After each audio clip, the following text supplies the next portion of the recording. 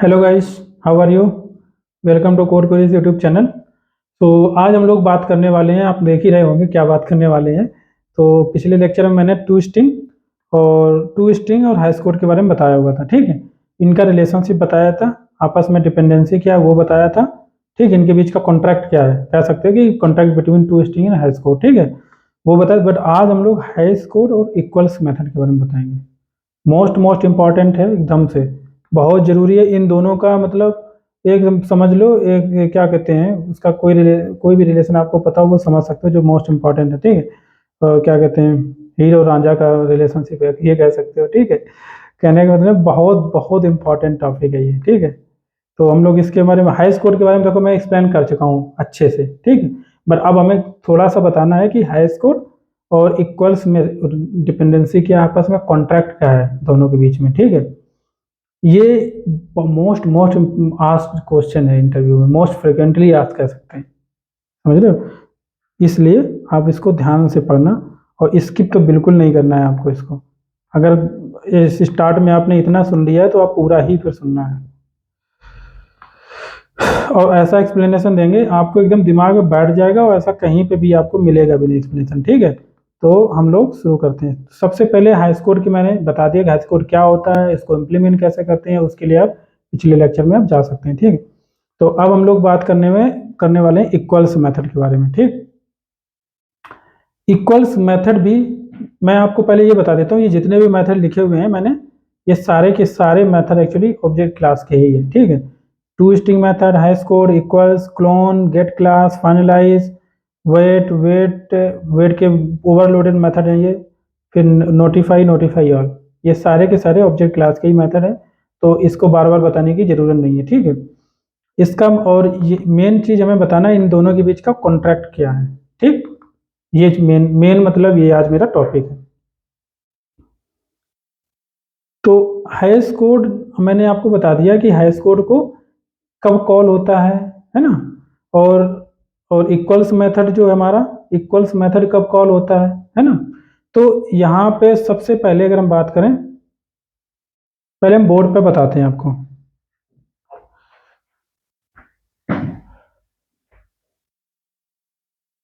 हम्म,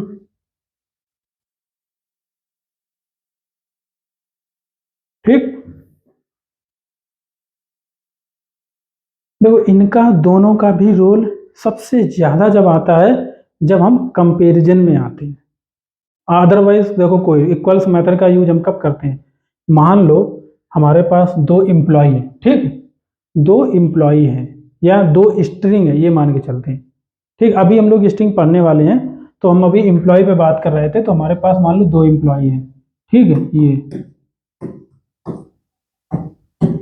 employ E1 है, जिसने कि ऑब्जेक्ट बना रखा है, मान लो मैंने उसका एम्प्लॉय नेम है कुछ राजीव, और 123 आईडी है, ठीक। ये हमारा एम्प्लॉय E1 था। दूसरा एम्प्लॉय है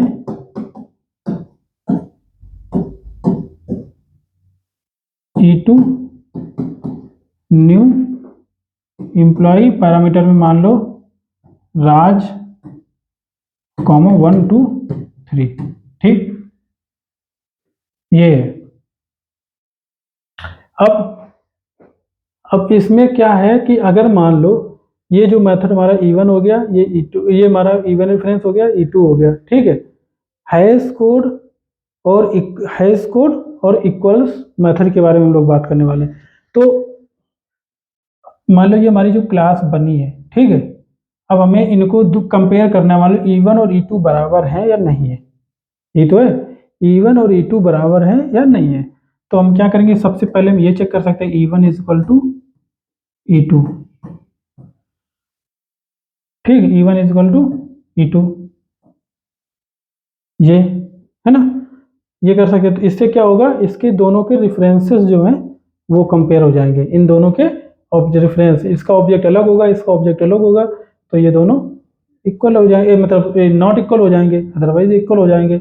दूसरा हम ये कर सकते हैं, E1 डॉट इक्वल्स E2, कर सकते कि नहीं? तो हम E1 डॉट इक्वल्स क्यों कर पा रहे हैं जबकि हमने ओवरराइड तो किया ही नहीं है इक्वल्स मेथड, और यहाँ पे भी नहीं किया। तो मैंने पिछले लेक्चर में पढ़ाया था, यहाँ पे देखो, यहाँ पे कहीं ओवरराइड किया है मैंने ये, ठीक। यहाँ एम्प्लॉई हाई स्कोर मैंने बताया था, बट इक्वल्स मेथड ओवरराइड नहीं किया है। ऐसे ही मैं ये इसी पे ही मैं बात कर रहा हूँ अभी, ठीक है। तो यहाँ पे मैंने ओवरराइड तो किया नहीं है, मान के चल एग्जाम्पल में मान लो वही क्लास है, ठीक है। तो ये क्या करेगा, इवन मैंने बताया सुपर क्लास में हाई स्कोर मेथड भी है, टू स्ट्रिंग मेथड भी है, इक्वल्स मेथड भी हाई स्कोर में है, बट वो इम्प्लीमेंटेड कैसे है, वो इस तरीके से इम्प्लीमेंटेड है उसके रेफरेंस कंपैरिजन में। किस तरीके से? रेफरेंस कंपैरिजन में इम्प्लीमेंटेड है, ठीक है। और अगर मान लो हमें वो रेफरेंस कंपैरिजन नहीं चाहिए, ठीक है, हम क्या चाहते हैं कि अगर मान लो हमारा कोई एम्प्लॉय है, उसका नेम है राजीव, ठीक, नेम है राजीव और 123 आईडी है उसकी, ठीक। और हम ये भी एक चीज और चाहते हैं, 12 नेम है राजीव और 123 आईडी है, और दूसरा एक और एम्प्लॉय है जिसका मान लो आईडी है क्या, मान लो एक एम्प्लॉय की मान लो नेम तो राजीव ही है एग्जांपल में, ठीक, आईडी है उसकी 125, ऐसा करके कुछ भी है मान लो। वैसे तो एक एम्प्लॉय की दो मतलब एक एम्प्लॉय की दो आईडी तो होगी नहीं, है ना, लेकिन मैं एक बात मान के चलता हूँ कि ऐसे करके मान लो इनको दोनों को सेम कराना, हमें क्या कराना है, सेम कराना है। हम इनको ट्रू करना चाहते हैं, दोनों इक्वल है जबकि दोनों आईडी अलग है और आईडी अलग है, नेम नेम सेम है बट आईडी अलग अलग है, ठीक है। तो हम इसको मान के चलते हैं, इसको ट्रू कराना है, ठीक है, कि या हमें इसको फॉल्स कराना अपने डेटा के अकॉर्डिंग, ठीक है। अगर हम चाहते हैं कि मान लो इसका नेम अगर राजू है किसी एम्प्लॉय का, और दूसरे का नेम है पिंटू कुछ भी है, ठीक है, बट इनकी आईडी क्या है, बट इनकी आईडी 123 और 123 सेम है, ठीक है। नेम अलग अलग है बट इनकी आईडी सेम है 123 तो इसको हम क्या करना चाहते हैं कि ये दोनों एम्प्लॉय मतलब इक्वल होने चाहिए, क्या होना चाहिए, इक्वल होने चाहिए, हम ये चाहते हैं, है ना। इस बेसिस पे मतलब हम चाहते हैं, हमारी रिक्वायरमेंट के अकॉर्डिंग हम चाहते हैं, तो ये इक्वल्स मेथड हमें जो है ओवरराइड करना पड़ेगा, ठीक है। इक्वल्स मेथड क्या करना पड़ेगा, ओवरराइड करना पड़ेगा, तब हम अपने अकॉर्डिंग इसको कंपेरिजन करवा सकते हैं। और वैसे भी देखो, अगर दो इम्प्लॉय को कंपेयर करवा रहे हैं तो हम इसके बेसिस पे तो हम डिपेंडेंस नहीं रहेंगे, ठीक है। अगर हम करवाएं तो मोस्टली क्या होता है, एक इम्प्लॉय होता है उसका नेम, आईडी, ईमेल एड्रेस, कुछ पिन कोड हो सकता है, हम इनके बेसिस पे नहीं, हम पिन कोड के बेसिस पे कि अगर कोई एम्प्लॉय पिन कोड सेम है, ठीक है, नेम कुछ भी है, आईडी कुछ भी है, बट उनका पिन कोड एक ही है। पिन कोड क्या है, दोनों का पिन कोड, जैसे कि पहले एम्प्लॉय का है 121632, जो भी है, ऐसे इनका पिन कोड अगर सेम है, ठीक है, जैसे कि 121613, तो ये इक्वल है। और अगर पिन कोड इनका 121613 है, दूसरे का 121216, तो ये नॉट इक्वल है। ऐसे नेम भले ही सेम हो, ठीक है, इनका नेम हो सकता है, इसका भी नेम राजीव हो, इसका भी नेम राजीव हो, बट ये हम इक्वल नहीं करना चाह रहे हैं, ठीक है। इसका भी नेम राजीव है बट हम इनको इक्वल इसलिए नहीं करें क्योंकि इनका पिन कोड अलग अलग है। हमारी रिक्वायरमेंट है ना, हम अब कैसे कंपेयर करवाना चाहते हैं, तो उसके लिए हमें ओवरराइड करना पड़ेगा इक्वल्स मेथड को। जब हम इक्वल्स मेथड को ओवरराइड करेंगे तभी हमारे प्रॉपरली कंपेरिजन यहाँ पे होगा। अभी तो हम यहाँ पे क्या कर रहे हैं, इक्वल्स मेथड जानबूझ के कॉल कर रहे हैं, बट हमें कभी कभार क्या होता है कि कंपेरिजन के लिए कभी हम अभी एक्चुअली ज़्यादा में एक्सप्लेन नहीं कर सकते इसको, क्योंकि हम वो चीज़ मोस्टली जैसे कि हम कलेक्शन वलेक्शन पढ़ रहे होते हैं ना, तो कलेक्शन में क्या होता है कि वहाँ पे हम लोग जैसे कि हम ट्री मैप यूज कर रहे होते हैं, ट्री यानी कि सॉर्टिंग वाला कुछ होता है। तो अगर हमें इनको सॉर्ट करवाना है मान लो, तो सॉर्टिंग में क्या होता है, हमें कंपेयर तो करना पड़ेगा ना। मान लो हम सॉर्ट कर रहे हैं, किसी हमारे पास वो 100 एम्प्लॉय हैं, ठीक है, 100 एम्प्लॉय को उनके नेम की बेसिस पे सॉर्ट करना हमें, है ना।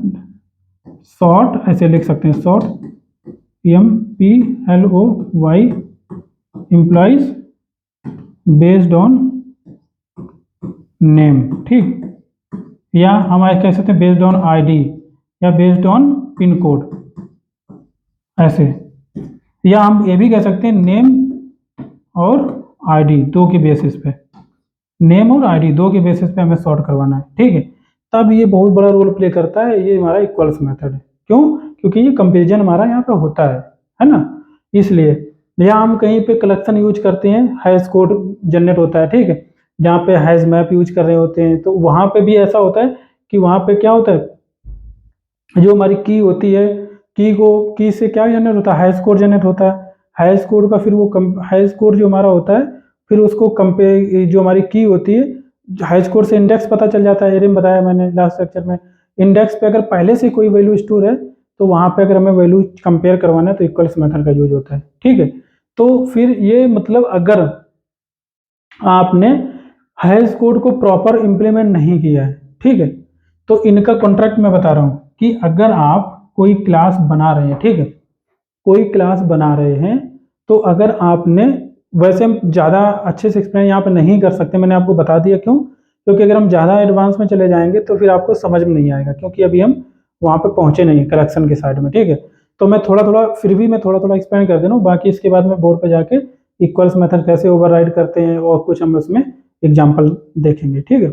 तो कहने का मतलब हम बता रहे थे कि अब अगर आपने कोई क्लास क्रिएट किया, ठीक है, अगर उस क्लास के ऑब्जेक्ट को किसी हैशिंग रिलेटेड डेटा स्ट्रक्चर में डालना चाह रहे हो, तो आप क्या करेंगे, हैश कोड खुद इंप्लीमेंट करें और इक्वल्स मेथड को भी अब खुद से इंप्लीमेंट करें। इक्वल्स मेथड को क्यों इंप्लीमेंट करेंगे? क्योंकि वहाँ पे कंपेरिजन होता है। एक्चुअली कंपेरिजन किसका होगा? जो आपने मान लो की लिया है, की के बेसिस पे हैश कोड जो जनरेट हुआ होगा, वो हैश कोड के बेसिस पे आपको इंडेक्स मिल जाएगा, बट हो सकता है वो इंडेक्स कॉन्फ्लिक्ट कर रहा हो किसी अदर आईडी की के थ्रू, वहाँ पे ऑलरेडी कोई वैल्यू पड़ी हुई हो, तो आपको चेक तो करना पड़ेगा कि हमारा डुप्लीकेट तो नहीं है। तो वो डुप्लीकेट कैसे पता करोगे? आपके ऊपर डिपेंड करता है। अगर आपके दो एम्प्लॉय के नेम सेम है तो आप डुप्लीकेट कह सकते हो, आपके दो पिन कोड सेम है तो डुप्लीकेट कह सकते हो, आपके दो आईडीज एम्प्लॉय की सेम है तो उसको डुप्लीकेट करके वहाँ पे ओवरराइड नहीं करना चाहते हो। अगर डुप्लीकेट हो जाएगा तो आप उसमें स्टोर करने क्यों जाओगे, ठीक है। तो कहने का मतलब अगर सेम वैल्यू ऑलरेडी स्टोर्ड है, सेम एम्प्लॉय ऑलरेडी स्टोर है, तो हम उसमें क्यों स्टोर करने जाएंगे नए ऑब्जेक्ट को फालतू में, ठीक है। अगर करेंगे भी तो वो ओवरराइड कर देगा वहाँ पे, ठीक है। तो ये होता है। तो मान के चलिए, तो यहाँ पे क्या होता है कि अगर मान लो दो ऑब्जेक्ट, एक चीज मैं इसमें और सबसे बड़ा कॉन्सेप्ट बताता हूँ कि मान के चलो कि दो हमारे क्या कहते हैं हैश कोड और इक्वल्स मेथड में बता रहा था, अगर दो हैश कोड हैं, ठीक है,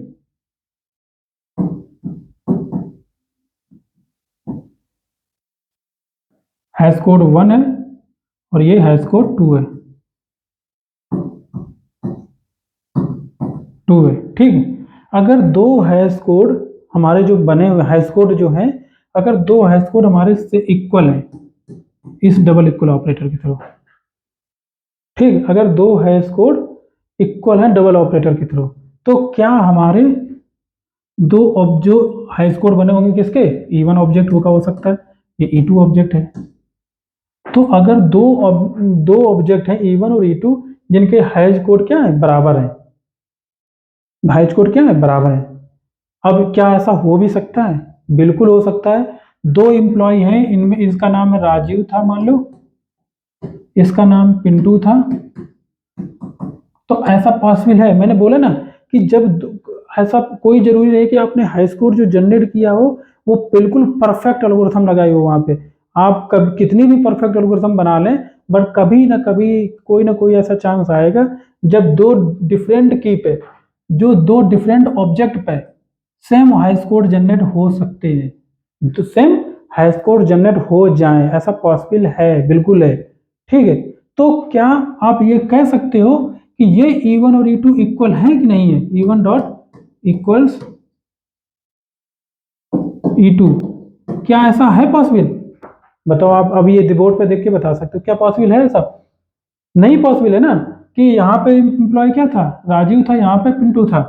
तो अगर दो हैश कोड जो है अगर इक्वल हैं, दो हैश कोड जो है इक्वल जनरेट हो रहे हैं, ये दो ऑब्जेक्ट हैं, दो एम्प्लॉय हैं, दो एम्प्लॉय के अगर हैश कोड इक्वल जनरेट हो रहे हैं तो कोई जरूरी नहीं है कि वो एम्प्लॉय सेम हो। इसके थ्रू, इक्वल्स मेथड के थ्रू।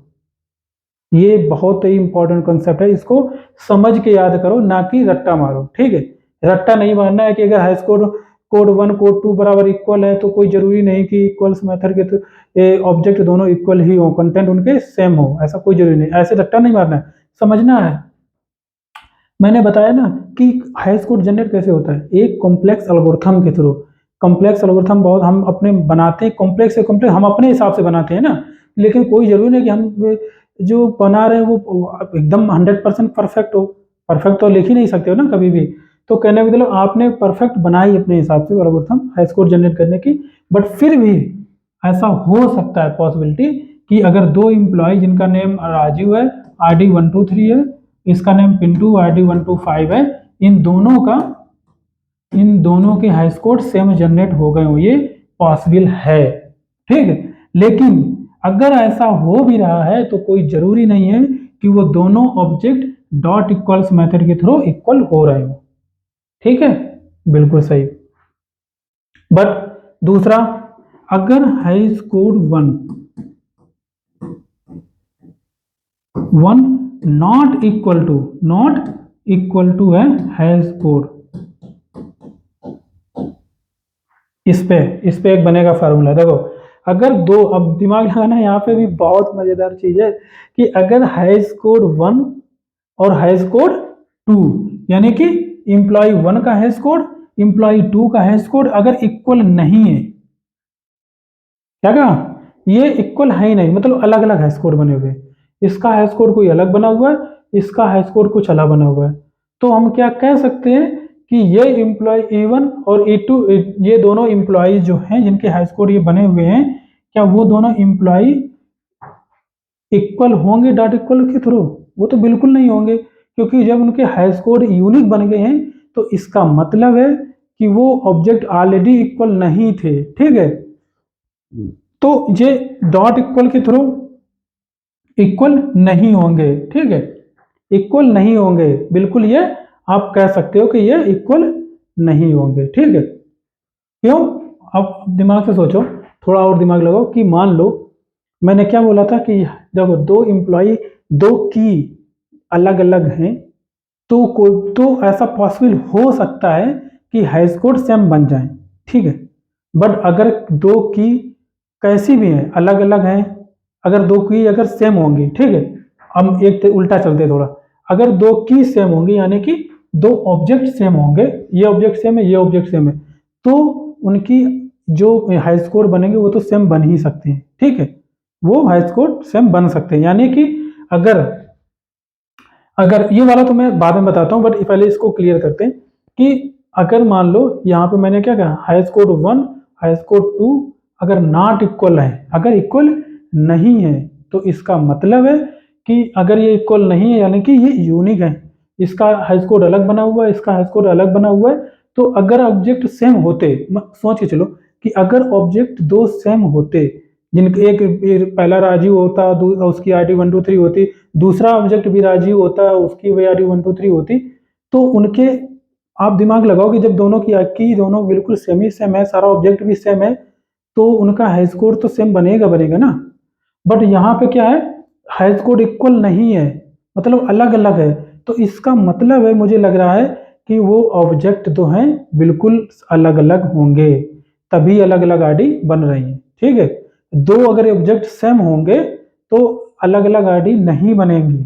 ठीक है, अगर दो ऑब्जेक्ट एक ही है, मान लो E1 ऑब्जेक्ट को ही अगर दो दो बार तुम बनाओ चाहे हाई स्कोर, ठीक है, एक E1 वो ऑब्जेक्ट हो गया, दूसरा भी ऑब्जेक्ट E1 हो गया, दो ऑब्जेक्ट अगर सेम है, ठीक है, अगर दो ऑब्जेक्ट मान लो E1 ऑब्जेक्ट जो है, E1 अगर E1 इक्वल है डबल इक्वल ऑपरेटर के थ्रू, ठीक है, E1 अगर इक्वल है डबल इक्वल ऑपरेटर के थ्रू E2 के, तब तो ये क्या होगा, तो इसका मतलब है, पहले तो हम डबल ऑपरेटर को मैं पढ़ भी नहीं रहा था यहाँ पे, डबल इक्वल ऑपरेटर को यहाँ पे यूज नहीं, हम इक्वल पे पहले काम करते हैं, ठीक है। कंटेंट को, क्योंकि अगर दो E1 अगर E2 डबल इक्वल ऑपरेटर के थ्रू इक्वल है, तब तो फिर 100% है कि हाईएस्ट कोड सेम ही बनेंगे। तब क्या है, यहाँ पे हम कह सकते हैं, अगर यहाँ तो ये पॉसिबिलिटी की मैं बता रहा हूँ, ये पॉसिबिलिटी है, 100% सही नहीं है, ठीक है। ये पॉसिबिलिटी है कि अगर दो हाइज कोड जो है, दो हाइज कोड अगर सेम बने, हाइज कोड 1 हाइज कोड 2 अगर सेम है, तो ये पॉसिबिलिटी है कि ये दोनों क्या इक्वल हो सकते हैं, ठीक है। ये हाइज इक्वल मेथड के थ्रू इक्वल हो सकते हैं। बट अगर हम ये कह देते हैं हाइज कोड यहाँ पे ना लेकर के, कि ये कह देते कि E1 इक्वल टू E2 है, दो रेफरेंसेस इक्वल है, तो फिर ये 100% हो जाता है कि अगर जो रेफरेंस ही इक्वल है डबल इक्वल ऑपरेटर के थ्रू, तब तो फिर इक्वल्स मेथड के थ्रू तो इक्वल हो गई होगा। तो इसको मैं अभी हटा ही देता हूँ, सिर्फ इक्वल्स मेथड पे चलते हैं, ठीक है। तो अगर मान लो दो हाई स्कोर अलग अलग हैं, दो हाई स्कोर अलग अलग हैं, तो क्या E1 डॉट इक्वल्स E2 हो सकता है? डॉट इक्वल्स E2, क्या ये इक्वल्स हो सकता है? ये सही है? ये तो मैंने पॉसिबिलिटी बताई, मैंने ये नहीं कहा कि 100% पॉसिबिलिटी है कि ऐसा हो। दो ऑब्जेक्ट क्योंकि मैंने कहा ना कि दो ऑब्जेक्ट अगर कंटेंट उनके सेम है, दो ऑब्जेक्ट अगर कंटेंट सेम है, तो इसकी पॉसिबिलिटी है, दो दो ऑब्जेक्ट की कंटेंट सेम है, तब तो फिर ये हाई स्कोर सेम से हो ही जाएगा, हाई स्कोर दोनों के सेम हो ही जा होने पॉसिबिलिटी है ही बिल्कुल भी। बट अगर हाई स्कोर दोनों, मैं इधर से बोल रहा हूँ कि अगर दो हाई स्कोर सेम है, तो अगर दो हाई स्कोर सेम जनरेट हुए हैं, दो हाई स्कोर अगर सेम है, तो ये भी पॉसिबिलिटी है कि E1 डॉट इक्वल्स E2 भी है, पॉसिबल है कि E1 डॉट इक्वल्स E2 हो। लेकिन ये भी पॉसिबल है कि E1 डॉट इक्वल्स E2 नहीं भी है, ठीक है, नॉट इक्वल है। क्यों? मैंने बताया ना, हाई स्कोर दो जो जनरेट हो रहे हैं, वो डिफरेंट ऑब्जेक्ट पे भी हाई स्कोर सेम हो सकते हैं, यानी कि जो कंटेंट्स उसके होंगे, अगर आप दो ऑब्जेक्ट के कंटेंट अलग अलग भी ले लेते हैं, तब भी हाई स्कोर सेम हो सकता है, मतलब पॉसिबिलिटी है। तो इसमें क्या है, दोनों ही पॉसिबिलिटी बन रही, मतलब यहाँ पे ये क्लियर नहीं कर सकते हो कि नहीं नहीं, इसका मतलब इसमें बिल्कुल क्लियर कुछ भी नहीं कर सकते हो। अगर आप ये उल्टा कहो कि हाई स्कोर 1 इक्वल है हाई स्कोर 2, तो आप बताओ कि दो ऑब्जेक्ट, क्या उन दो ऑब्जेक्ट इक्वल होंगे इक्वल मेथड के थ्रू? तो आप कह सकते हो भी सकते हैं, नहीं भी हो सकते। देखो यहाँ पे मैंने लिखा कि नहीं भी हो सकते हैं, पॉसिबिलिटी ये भी है और ये भी है, नॉट इक्वल, यहाँ पे नॉट इक्वल कर देते हैं, ठीक है। तो पॉसिबिलिटी यहाँ पे ये भी है, पॉसिबिलिटी ये भी है, पॉसिबिलिटी, ठीक है, दोनों ही पॉसिबिलिटीज ही हैं। मैं 100% यहाँ नहीं कर सकते हो। बट अगर मैंने ये कह दिया उल्टा कि हाईएस्ट कोड 1 नॉट इक्वल है हाईएस्ट 2 के, तो यहाँ पे क्या कुछ 100% हो रहा है कि अगर दो हाई स्कोर अलग अलग बने हुए हैं, तो इसका मतलब है कि इन दोनों के ये ऑब्जेक्ट इक्वल नहीं है, नॉट इक्वल, ठीक। ये आप कंफर्म कर सकते हो कि अगर हाई स्कोर अलग अलग बन रहे हैं, तो सेम की तो वह होंगी ही नहीं, ठीक है। सेम की के कभी सेम की के डिफरेंट और हाई स्कोर बनेंगे ही नहीं बनेंगे, ठीक है। तो आप इसको 100% कह सकते हो, 100% E1 dot equal to E2 ये इक्वल नहीं होंगे, नॉट इक्वल होंगे, ठीक है। यहाँ पे E1 नॉट इक्वल टू, ऐसे भी लिख सकते हो थोड़ा कि E1 नॉट, वैसे साइन अगर बताएं तो ये वाला नॉट का साइन होता है, ठीक है। अगर आपको कभी इफ कंडीशन के अगर लगाना है तो ऐसे लगा सकते हो, ऐसे, ये, ठीक है। तो इस तरह आपको इतनी अच्छी तरीके से कहीं पे भी समझने को नहीं मिले, बहुत इंपॉर्टेंट चीजें हैं ये, ठीक है। ये मतलब एक इंटरनल समझना है, इसके थ्रू आप कभी भी जब कोई भी खुद की एल्गोरिथम बनाओगे, या कभी हैशिंग में आओगे, क्या कहते हैं, कलेक्शन में आओगे, तो काफ़ी अच्छी तरीके की चीज़ें समझ में आएंगी कि कलेक्शन एक्चुअली वर्क कैसे करता है, ठीक है। तो यहाँ पे मैंने बताया कि अगर पहला कंडीशन ये बताया, दूसरा बारे में ये बता रहे हैं, सिर्फ हम कंपेयर कर रहे हैं कि वो किसको, इक्वल्स मेथड को ये और हाई स्कोर को कंपेयर करें, दो चीज़ों को, हम डबल इक्वल ऑपरेटर को यहाँ बात नहीं कर रहे हैं, ठीक है। अब बात आते हैं नीचे, तो ये मैंने क्या कह दिया, ये नॉट इक्वल है, मतलब ये 100% नॉट इक्वल है, ठीक। अब हम बात करते हैं तीसरी, कि अगर इफ E1 इक्वल है E2 के दो ऑब्जेक्ट इक्वल हैं E2 के। अब इक्वल किसके थ्रू? इक्वल ऑपरेटर के थ्रू, इक्वल मेथड के थ्रू मैं कह रहा हूँ, ऑपरेटर की बात ही नहीं कर रहा हूँ। अगर दो ऑब्जेक्ट इक्वल हैं इक्वल मेथड के थ्रू, E1 इक्वल है E2 के, तो क्या मतलब E1 रेफरेंस, अब मैं एक रेफरेंस की बात कर रहा हूँ, ठीक है, हाई स्कोर की बात कर रहा हूँ, सॉरी, हाई स्कोर 1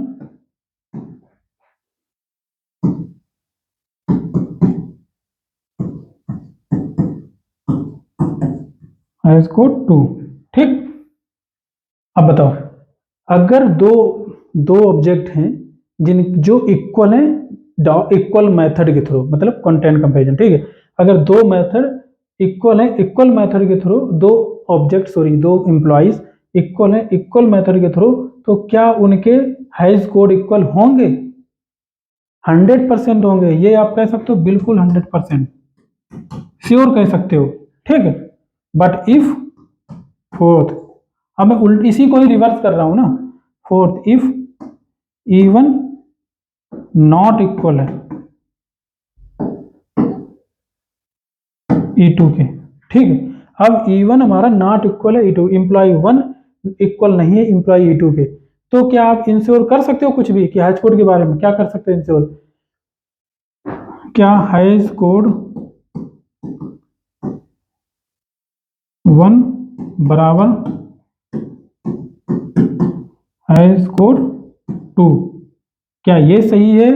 या हम ऐसे कहें, हाई स्कोर 1 नॉट इक्वल टू हाई स्कोर 2। अब बताओ, इसमें से कौन सा मतलब 100% कह पा रहे हो कि अगर E1 नॉट इक्वल टू है E2 के, अगर E1 ऑब्जेक्ट नॉट इक्वल है E2 के, तो क्या दो हाई स्कोर जो जनरेट होंगे क्या वो सेम होंगे? बताओ, जबकि इक्वल नहीं है, क्या हाई स्कोर सेम होंगे? मतलब सेम होंगे, क्या मतलब होंगे नहीं होंगे? पॉसिबिलिटी है या नहीं है? देखो, अगर दो ऑब्जेक्ट इक्वल मेथड के थ्रू इक्वल हैं भी, तो इसकी पॉसिबिलिटी है, ठीक है। बट आप श्योर नहीं हो, बट नॉट श्योर, ये भी लिखोगे, नॉट श्योर, ठीक। आप श्योर बिल्कुल नहीं कह सकते, पॉसिबल है। अगर E1 नॉट इक्वल है E2 के थ्रू, मतलब बिल्कुल यूनिक है, बिल्कुल अलग अलग है, कंटेंट बिल्कुल अलग अलग है, ठीक है, तो आप क्या हाई स्कोर 1 नॉट इक्वल टू हाई स्कोर, क्या ऐसा श्योर कह सकते हो कि इनके हमेशा हमेशा हाई स्कोर यूनिक ही बनेंगे? कह सकते हो? हमने कहा ना कि आप कितना भी सेम ऑब्जेक्ट बना लो, यहाँ तक कि एक डबल इक्वल ऑपरेटर वाला भी हम बताएंगे, ठीक है। इसको बताने के बाद फिर डबल इक्वल ऑपरेटर पे चलते हैं। डबल इक्वल ऑपरेटर के थ्रू भी चाहे इक्वल क्यों ना होता, फिर भी आप नहीं कह सकते थे कि दोनों के हाई स्कोर सेम होंगे, नहीं, वो डबल इक्वल की तो बात अलग हो जाती, बट कंटेंट की बात कर रहा हूँ, ठीक है। तो अगर दो कंटेंट अगर इक्वल है भी कंटेंट सब दोनों के, तो भी क्या है, हाई स्कोर ये नहीं कह सकते हो अगर ये नॉट इक्वल है ना, दो एम्प्लॉइज जिनके ऑब्जेक्ट बिल्कुल यूनिक हैं, तो भी आप श्योर नहीं कर सकते हो कि इनके हाई स्कोर यूनिक ही बनेंगे। नॉट श्योर नहीं कह सकते हो, पॉसिबल है, ये भी क्या है, नॉट श्योर।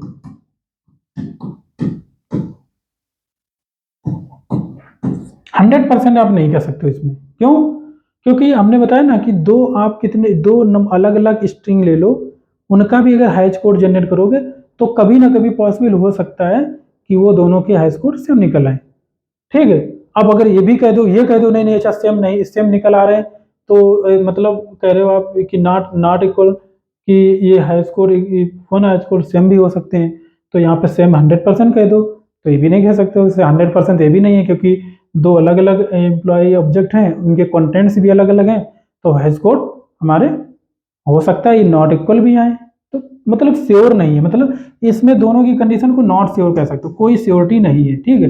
बट इसमें मैंने एक श्योरिटी बताई थी 100% कि ये इक्वल होंगे, और ये वाला दो दो ये कॉम्बिनेशन है दो का, और इनका दो एक साथ एक कॉम्बिनेशन है, तो इसमें भी एक श्योरिटी होगी कहीं ना कहीं 100% इस वाले की, ठीक, इस वाले की 100% श्योरिटी है, बट इसमें नॉट श्योर है, इसमें कोई श्योरिटी नहीं है, ठीक है। तो इस तरीके से हम इसको थोड़ा जूम इन कर देते हैं, एक साथ में आ जाए ये। तो इस तरीके से आप नोट भी कर सकते हो, समझ सकते हो। ठीक, अब हम डबल इक्वल ऑपरेटर की बात करें। अगर डबल इक्वल ऑपरेटर, देखो अगर दो एम्प्लॉइज E1 बराबर है E2 के, इसको हटाते हैं, E1 एम्प्लॉय और E2 एम्प्लॉय, दो एम्प्लॉय हैं जो डबल इक्वल ऑपरेटर की तरह इक्वल है, क्या उनके हाई स्कोर सेम होंगे? तो भैया जो डबल इक्वल ऑपरेटर है ना, ये रेफरेंस को कंपैरिजन करता है ना, रेफरेंस कंपेयर करता है। तो रेफरेंस अगर इक्वल है तो हाई स्कोर तो इक्वल होंगे ही होंगे, है ना। वो एक्चुअली ये जो डबल इक्वल ऑपरेटर के इक्वल है ना, तो वो कैसे किया होगा किसी ने, इम्प्लॉय अदरवाइज होंगे ही नहीं ना same, employee E1 is equal to new employee, ऐसे बनाया होगा। फिर यहां पर किया होगा employ E2 is equal to E1, ऐसे कर दो, तभी तो ये दोनों सेम ही होंगे ना। E1 बराबर E2, E1 बराबर E2, जब दोनों सेम है तो ये वे तो है तो एक ही चीज ना, तो दोनों के हाई स्कोर भी तो क्या होंगे, सेम होंगे। और अगर ये E1 not equal to E2 है, मान लो, सॉरी पहले तो इसको ऐसा ही रहने दें, अगर E1 not equal to E2, अगर यहाँ पे लिख भी देते हैं as code will be same, ठीक, सेम होंगे। यहाँ पे अगर हम ये कहते हैं E1 not equal to E2, अगर E1 जो है E2 के इक्वल नहीं है, मतलब पहला ऑब्जेक्ट दूसरा ऑब्जेक्ट इक्वल आपस में बिल्कुल नहीं है, तो आप क्या कहोगे, क्या कहोगे कि हाई स्कोर जो हमारा है, जो हमारा हाई स्कोर है, क्या हमारा सेम होगा? या आप ये कह सकते हो कि हाई स्कोर सेम नहीं होगा, बिल्कुल नहीं होगा 100%? तो कुछ भी नहीं कह सकते हो, क्यों? क्योंकि मैंने बताया ना कि अगर दो डिफरेंट ऑब्जेक्ट हैं तो हो सकता है कभी ना कभी by chance high score same हो भी जाए, बट मोस्टली तो सेम नहीं होंगे, है ना। तो आप श्योरिटी का नहीं कह, नॉट श्योर, यहाँ पे क्या कर सकते हो, नॉट श्योर। क्या नॉट श्योर? कि जो हाई स्कोर है, यहाँ पे भी लिख सकते हो, ऐसे नॉट श्योर लिखने में आपको लगेगा क्या नॉट श्योर, कोई भी समझ नहीं पाएगा, तो हाई स्कोर ये लिख दो, हाई स्कोर नॉट श्योर, ठीक है। हाई स्कोर यहाँ पे कोई श्योरिटी नहीं है, तो ये डबल इक्वल ऑपरेटर का है, ठीक। अब हम चलते हैं इसके सिस्टम पे चलते हैं,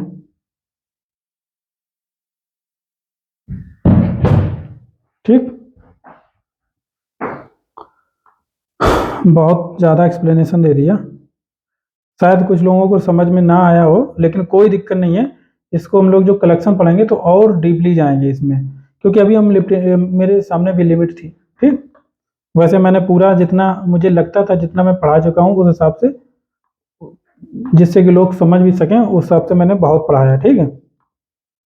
और अगर किसी को नहीं भी समझ में आया है, 4 बार समझो फिर भी नहीं समझ में तो कोई दिक्कत नहीं, आगे फिर हम कलेक्शन पढ़ाएंगे और उसको और डीप में बताएंगे, ठीक है।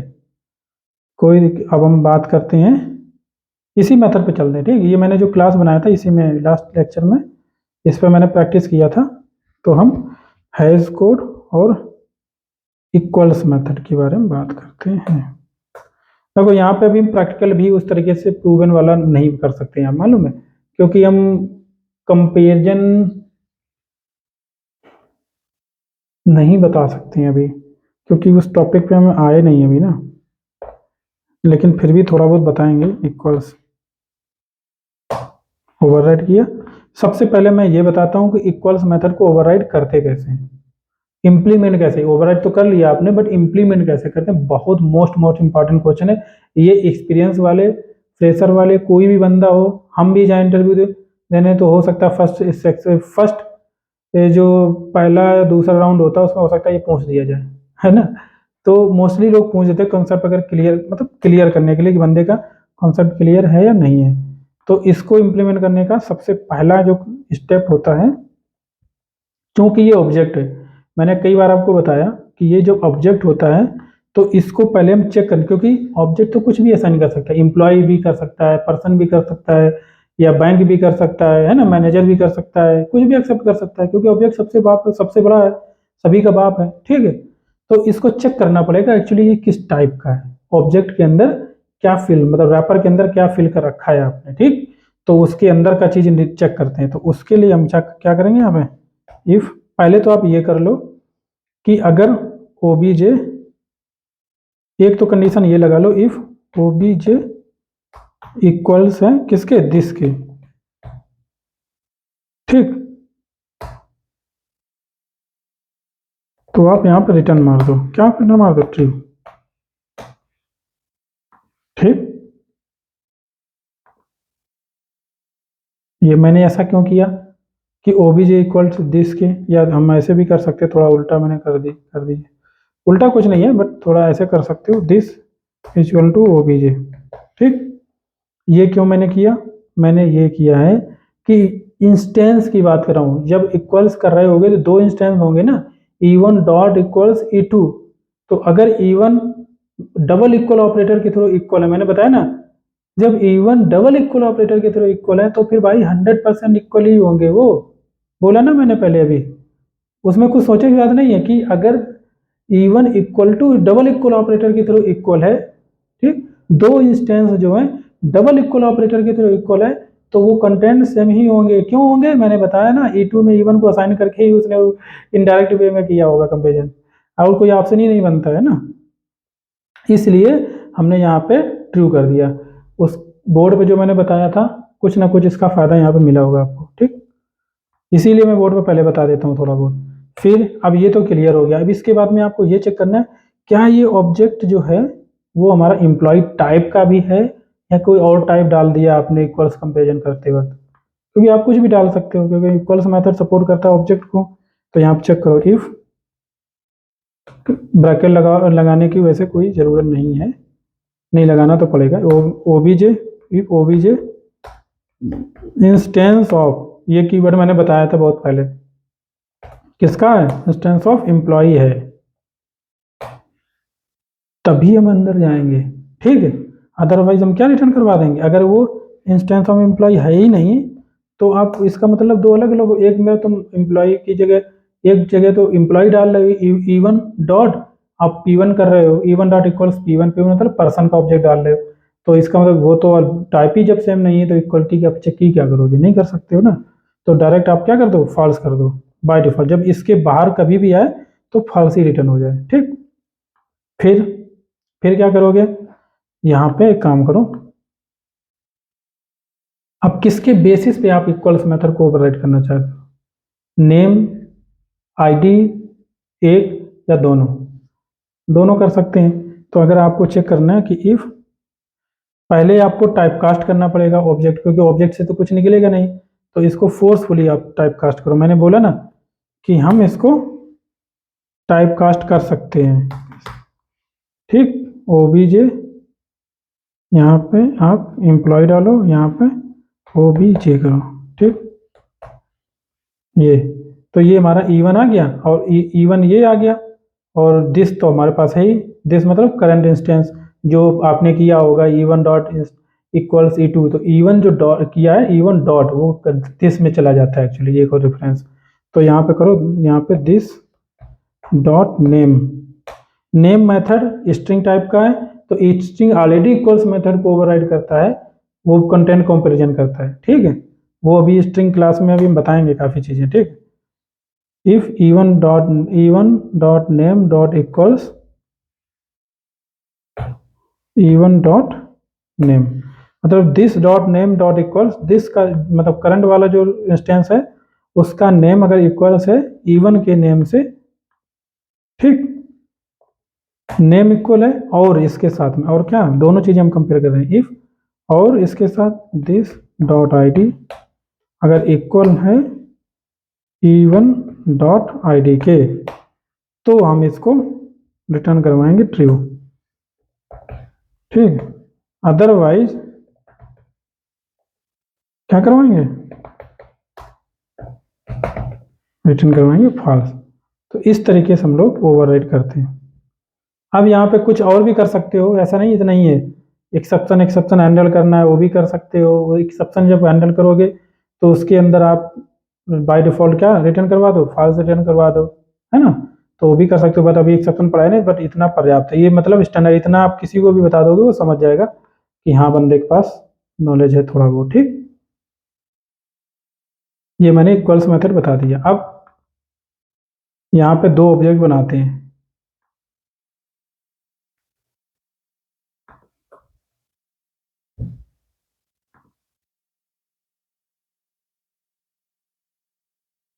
E2 कर देते हैं इसको, यहाँ पे रमेश कर देते हैं 1 2 4 कर देते हैं।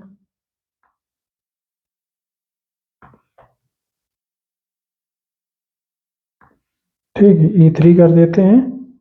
यहाँ पे हम ID 1 2 4 रखते हैं, यहाँ पे हम राज कर देते हैं। ठीक, ID सेम है, ठीक, बट नेम अलग है, तो भी सेम नहीं होना चाहिए। ठीक, जब दोनों सेम हो तभी सेम हो। बाई चांस मान लो किसी ने गलती से बना दिया ऑब्जेक्ट ऐसे करके E4, ऑब्जेक्ट तो अलग अलग हैं, मतलब रेफरेंस अलग अलग हैं, बट इनके दोनों की वैल्यू सेम है। तो ऑब्जेक्ट जब अलग अलग होंगे तो ये वाला कंडीशन नहीं यहाँ पे आ जाएगा, इसके अंदर आएगा, यहाँ पे चेक करेगा। ठीक है, ये है। यहाँ पे हम चाहते तो कलेक्शन और हम कंपेरेटर का यूज कर सकते हैं, कंपेयर टू मेथड का यूज कर सकते हैं, बट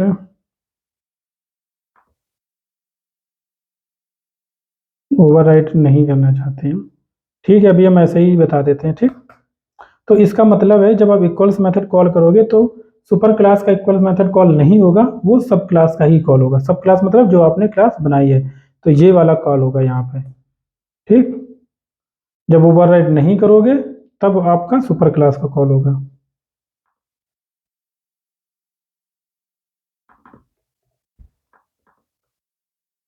यहाँ पे तो इसको हम एक काम करते हैं। ठीक, एक काम और कर लेते हैं आगे, E5 is equal to E2 कर देते हैं। ठीक,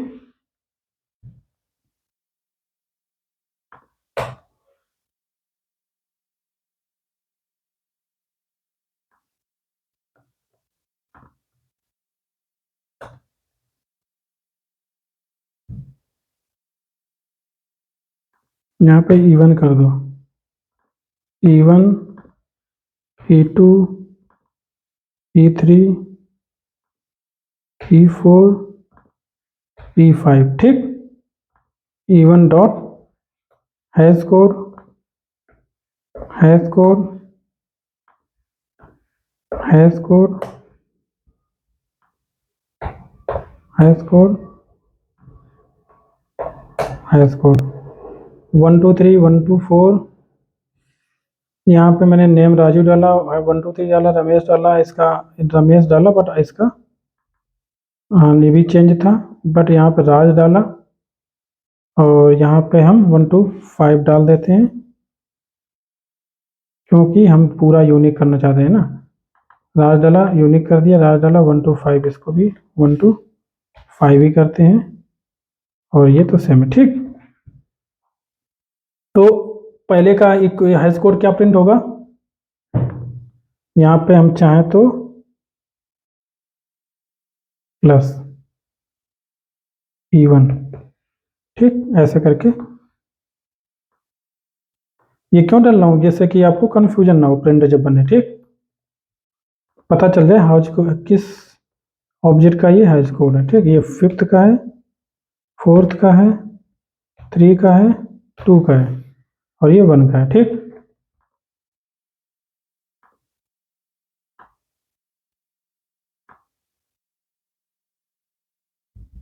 और इसको भी हम कमेंट मार देते हैं, क्योंकि इसकी अभी कोई ज़रूरत नहीं है। रन कराते हैं।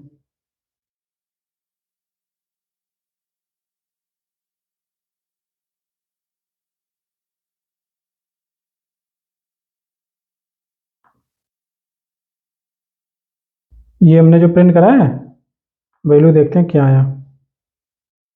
देखो E1 का हैश कोड क्या आया, 1 2 3 आया। ठीक, E1 का हाई स्कोर क्या है 123 आया, और इसका हाई स्कोर E2 का हाई स्कोर 123 आया, E1।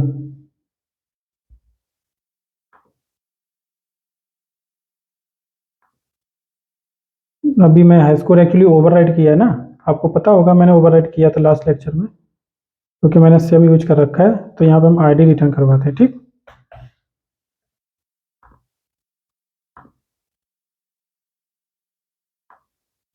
बाय द वे हम हाई स्कोर को हटा ही देते हैं, क्योंकि हाई स्कोर हटाएंगे तो एक्चुअल जनरेट करेगा ऑटोमेटिक वाला। ठीक है, तो उससे ज़्यादा सही रहेगा। यहाँ तो मैंने खुद का अपना डाला हुआ है ना आईडी, इसलिए ये बना हुआ है।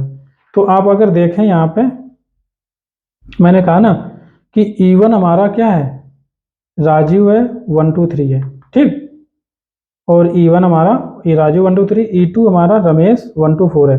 दो अलग अलग है ना, ये अलग ऑब्जेक्ट है, ये कंटेंट अलग है। तो इसके जो है जो रेफरेंस बने होंगे, ऑब्जेक्ट हाई स्कोर जो जनरेट हुआ होगा वो कैसा बना होगा यहाँ पे देखो 10 है या 28 है, मतलब इतना ही लास्ट वाला ही डिजिट मापो, तब भी ये क्या है, बिल्कुल अलग अलग है ना। लेकिन यहाँ पे अगर आओ, यहाँ पे कंटेंट देखो सेम है, राज 125 राज 125, इस हिसाब से कंटेंट सेम है तो होना चाहिए, है ना। बट यहाँ पे देखोगे अगर राज 125, राज कहाँ पे है 3 4 है ना, 3 और 4 देखो ये भी नॉट इक्वल है ना। क्यों, मैंने कहा ना कि अगर मान लो कंटेंट आपके क्या है, ये जो हमारा डबल, ये अगर अब देखो डॉट इक्वल ऑपरेटर आपने कैसे बनाया होगा कि अगर मान लो मैंने कहा जो दो है, ठीक है, जो दो रेफरेंस बने हुए हैं अगर इक्वल नहीं है, ठीक है, जो दो ऑब्जेक्ट हैं, जो दो हमारे रेफरेंसेस हैं वो इक्वल नहीं है। अब देखो यहाँ पे क्या है कि हमारा जो इक्वल मेथड ओवररिडन है, तो इक्वल मेथड किसके थ्रू ओवररिडन है, यहाँ पे कंटेंट खुद से मैंने इंप्लीमेंट किया। ठीक है, तो ये मैंने कंट्रोल ले रखा है कि हमें इक्वल करना है या नहीं करना है ना, इक्वल करना है नहीं करना है। और अगर बाय डिफॉल्ट होता तो क्या होता कि हो सकता है कि इवन जब उस समय जब हम कंपेयर कर रहे होते तो E3 और E4 क्या ये इक्वल होते, बिल्कुल नहीं इक्वल होते। क्यों, क्योंकि E3 का रेफरेंस क्या है 86 है, और E4 का रेफरेंस क्या है ये 9664 है। ठीक है, तो ये इक्वल है नहीं है। क्यों, क्योंकि E3 डबल इक्वल ऑपरेटर के थ्रू होते हैं ना, तो डबल इक्वल ऑपरेटर के थ्रू इक्वल वैसे भी नहीं होता। ठीक है, जबकि कंटेंट हमारा क्या है यहाँ पे सेम है, ये कंटेंट सेम है, ये कंटेंट सेम है, बट फिर भी दो कंटेंट सेम है, बट फिर भी हमारे इक्वल्स में जो हमारा क्या कहते हैं दो कंटेंट सेम है, फिर भी हमारे इक्वल्स मेथड के थ्रू इक्वल नहीं होता बाय डिफॉल्ट। और हमारा हाई स्कोर भी क्या है, हाई स्कोर भी हमारा अलग अलग बना हुआ है। ठीक है, सेम की पे सेम जो हमारा क्या कहते हैं यहाँ पे एक्चुअली क्या है ये रेफरेंस है। ठीक है, ये क्या है रेफरेंस है, ये हमारे रेफरेंसेस हैं। बट यहाँ पे अगर आप की को यूज करोगे, मान लो आप हाई स्कोर खुद जनरेट कर रहे हो, आपने खुद की एल्गोरिथम बनाई है, राज दिया है 125 दिया है, राज दिया है 125 दिया है। ठीक है, इन दोनों को कंबाइन करके अगर ऑब्जेक्ट दोनों के सेम ही थे, ठीक है, यहाँ पे राज 125 राज था 125 था, राज था 125 था। ठीक, और अगर सेम वैल्यू सेम ही की के थ्रू हाई स्कोर बना रहे होते कुछ कॉम्प्लेक्स एल्गोरिथम के थ्रू, तो क्या होता सेम की होती तो मोस्टली क्या होता है सेम ही हाई स्कोर बनता। ठीक है, बट यहाँ पे क्या है, यहाँ पे हमारा अलग अलग दिख रहा है, हाई स्कोर मैंने कॉल किया है, यहाँ पे हाई स्कोर ही तो कॉल किया है, बट यहाँ पे क्या हाई स्कोर अलग अलग है। ये एक्चुअली क्यों है, क्योंकि ये रेफरेंसेस हैं। ठीक है, ये हमारे रेफरेंसेस हैं, एड्रेस है, लोकेशन है एक्चुअली। ठीक है, तो इस पे मत जाना कि यहाँ पे हाई स्कोर ये अलग आ रहा, पर वहाँ पे हमने बताया था कि अगर कंटेंट्स दोनों के सेम हैं तो उसके हाई स्कोर जो है सेम बनेंगे मोस्टली। ठीक है, बट अगर सेम नहीं है तो फिर 100% जो है, अगर मान लो दो की सेम नहीं है तो फिर श्योर नहीं कर सकते हो कि इक्वल होगा भी नहीं होगा। ठीक है, तो ये मत जाना कि यहाँ पे हाई स्कोर जो आया है तो यहाँ पे अरे यहाँ तो यूनिक नहीं है, और आपने बोला था कि अगर दो की ही सेम है तो उनके हाई स्कोर मोस्टली सेम ही होंगे। ठीक है, तो ये बता दो। अब मेन चीज़ हमारा कॉन्सेप्ट क्या था यहाँ पे कि हमें कंपेयर करना था कौन से, मान लो अब हमें यहाँ पे E1 है जो है हमारा यहाँ पे हमें क्या कंपेयर करना है, E1 डॉट कंपेयर, नहीं कंपेयर टू नहीं, इक्वल्स ही कॉल करते हैं ना। पहले मैंने इसको कमेंट कर रखा है, ठीक है, तो पहले वो बताता हूँ, फिर बाद में अनकमेंट करेंगे तब बताएंगे। तो E1 डॉट इक्वल्स E2।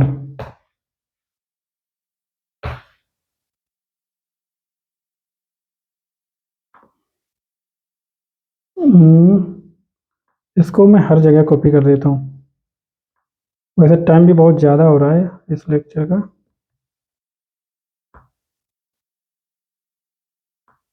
हो सकता है ये किसी के लिए ज़्यादा हानिकारक हो जाए, ज़्यादा डीपली पढ़ाना कभी कभार होता है ना। अगर मान लो E1 और E2 को हम कंपेयर करें तो कर लिया मैंने, अब हम E2 और E3 को कंपेयर कर लेते हैं, ठीक, E2 और E3 को कंपेयर कर लेते हैं, फिर E3 और E4 को कंपेयर कर लेते हैं, ठीक, E3 और E4 को कंपेयर कर लेते हैं, E4 और E5 को फिर कंपेयर करते हैं, E4 और E5 को कंपेयर करते हैं, और फिर E5 और E2 को कंपेयर करते हैं, ठीक। ये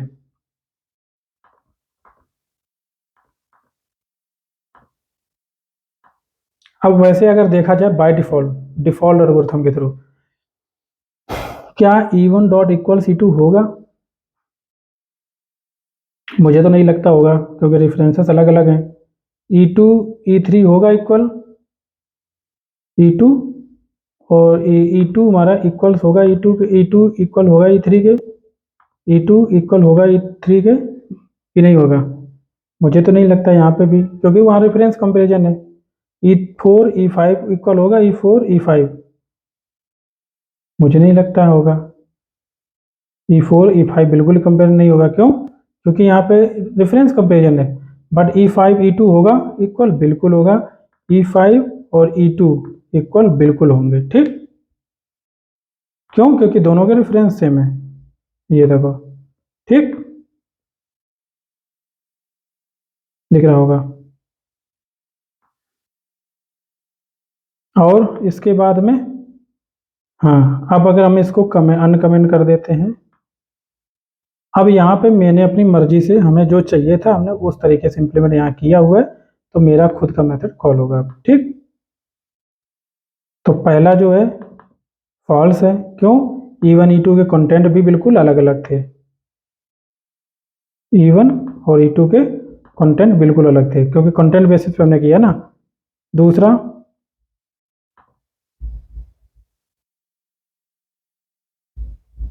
E2 वाला फॉल्स है, E2 वाला ये फॉल्स है, E2 dot equals E3। E2 E3 के कंटेंट भी अलग अलग है, ठीक है, ये भी फॉल्स सही है। E3 ट्रू है।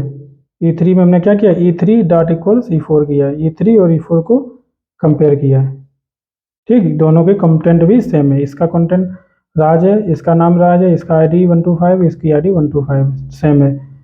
ये तो सेम है ही, बट E5 भी हमारा सेम है या नहीं है? E5 भी सेम है, क्यों? क्योंकि जब वो ऑलरेडी डबल इक्वल ऑपरेटर के थ्रू कोई चीज़ इक्वल हो चुकी है, तो उनके दोनों के रेफरेंस इक्वल हो चुके हैं, तो इसका मतलब है कि वो कंटेंट भी उनके इक्वल ही होंगे। मैंने बताया था डबल इक्वल ऑपरेटर वाला, श्योर है। बट अगर डबल इक्वल ऑपरेटर के साथ इक्वल नहीं है, डबल इक्वल ऑपरेटर के थ्रू दो ऑब्जेक्ट अगर इक्वल नहीं है, तो फिर आप श्योर नहीं कर सकते हो, इक्वल हो भी सकते हैं बट नहीं भी हो सकते हैं। जैसे कि अगर डबल इक्वल ऑपरेटर के थ्रू इक्वल नहीं है, अगर मान के चलो E4 E5 की बात करते हैं, ठीक है, यहाँ पे E4 नहीं, E3 और E4 की बात करते हैं, ठीक है। E3 और E4 दोनों डबल इक्वल ऑपरेटर के थ्रू इक्वल नहीं है, क्योंकि रेफरेंस आपने देखा था, स्कोर जो जनरेट किया था अलग अलग था, बट कंटेंट बेसिस पे इक्वल हैं। कंटेंट बेसिस पे E3 और E4 इक्वल हैं। E3 वाला अगर देखो इस लाइन वाला, तो यहाँ पे E3 वाला इक्वल दिखेगा, ये है ना। तो यही मैंने बताया था, double equal operator, equals operator, double equal operator hash code के बीच में मैंने बताया था, और एक कंपेरिजन बताया मैंने इक्वल्स मेथड और हाइस कोड के बारे में, इक्वल्स मेथड कंपेरिजन और हाइस कोड के बारे में बताया। तो ये लेक्चर मेरा कंप्लीट हुआ यहाँ से। नेक्स्ट लेक्चर में हम केवल केवल केवल एक टॉपिक पढ़ेंगे, क्लोनिंग। नेक्स्ट लेक्चर में हम केवल और केवल क्लोनिंग पढ़ेंगे, ठीक है। ये हैश कोड जो मैंने बताया, hash code, equals, method comparison बहुत इंपॉर्टेंट है। जब आप मैप ऐप पढ़ेंगे तो की जो हमारी होती है, की के बेसिस पे जब हम हैश कोड जनरेट करते हैं, डिफरेंट डिफरेंट कीज की बेसिस पे हैश कोड जनरेट करेंगे, है ना। तो वहाँ पे दो रेफरेंस हैं, दोनों उसकी की बना रहे, कुछ वैल्यूज को लेके की ले रहे हैं उसको, ठीक है, की जनरेट कर रहे हैं, उस की से भी हैश कोड बना रहे हैं। तो क्या अलग अलग ऑब्जेक्ट की जो वैल्यूज लेकर के उससे की जो जनरेट हो रही है, उसको जो हम की बना रहे हैं, एक्चुअली मैं बताऊं है, जब प्रॉपरली अगर देखा जाए सही से, दोनों चीज़ों को हम तभी बता पाएंगे जब हम मैप में जाएंगे, कलेक्शन में जाएंगे, ठीक है। अभी आपको जो समझ में आया, ये एक तरीके से आपको एक बेस क्रिएट कर दिया है आपका, कि जब आप कलेक्शन में जाएंगे तो आपको प्रॉपरली इंटरनल वर्किंग उसकी समझ में आ जाएगी, ठीक है। ये जो हैशिंग रिलेटेड डेटा स्ट्रक्चर होते हैं उनका इंटरनल पार्ट था, बेसिक इंटरनल था एक तरीके से, ये कह सकते हो, ठीक है। तो थैंक यू गाइस, मिलते हैं नेक्स्ट लेक्चर में। आपको अगर अच्छा लगा हो, समझ में आया हो, तो ज़्यादा से ज़्यादा शेयर, लाइक, सब्सक्राइब करते रहें, हमें भी मोटिवेशन मिलेगा और आपको तो मिलेगा ही मोटिवेशन, क्योंकि हम मोटिवेशन के साथ अगर पढ़ाएंगे तो आपको जरूर मिलेगा, ठीक है। थैंक यू गाइस, मिलते हैं।